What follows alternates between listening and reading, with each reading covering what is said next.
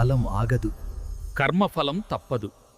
లోక కళ్యాణం కోసం నేను చెప్పిన కాలజ్ఞాన రహస్యాలు ఇవే. వెంకటేశ్వరుడు కందిమల్లాయపల్లెకు చేరుకుంటాడు. అప్పుడే అసలైన ప్రళయం సంభవిస్తుంది. లోకమాత కంచి కామాక్షి కన్నీరు పెడితే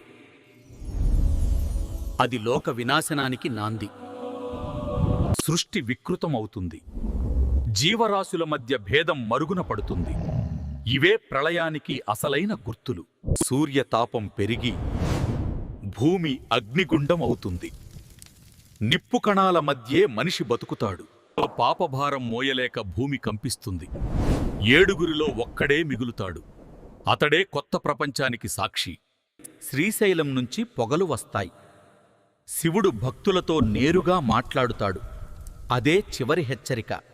అధర్మం అంతమొందే సమయం ఆసన్నమైంది. వీరభోగ వసంతరాయలు వస్తున్నాడు.